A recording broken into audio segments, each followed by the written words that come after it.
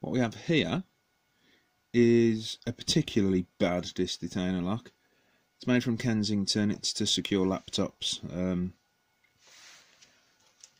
Let's get it off.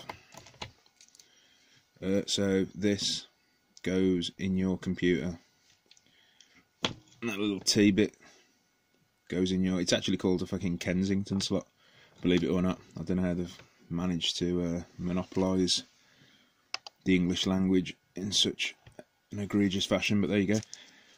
So there you go. Lock is securing your laptop. So let's have a go at picking it. I say have a go, like I don't know how shit it is. So let's put everything around to 0. This is one of the few locks where you'll see me do this. 0 the discs. I'm not sure it adds that much to most picking attempts, but this one, if you don't do it, then the discs just bind up like bastards and they just won't move. And they do anyway, but if you're picking against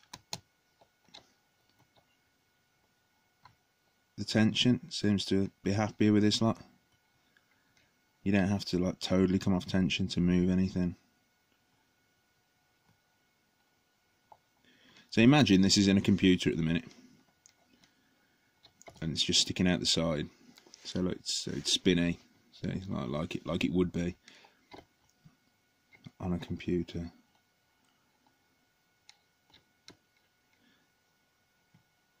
The only problem is tension in it. Oh, there we go. It's not that much of a fucking problem, is it? Rubbish, trash. This is a very bad disc detainer lock. It's actually got more problems than the ease with which you can pick it. I've got a couple, so I'm not going to try destroying it, but I'm fairly certain with the amount of metal and the size of the discs in there, a hardened bit of metal in there, a Polish key, some people call them. It's just a hardened blank, but apparently you can buy them in Poland readily. So Polish keys, there you go. I think one of those would blitz this thing. I don't know. I'm not going to try it. I'm not one for destroying my locks. Where's the key? Where's the fucking key?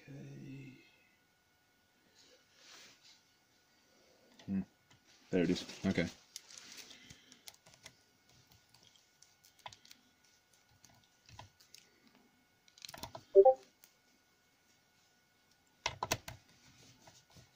Okay, I fucked it up. There we go. Right. It's fixed. Okay, there we go. Back to being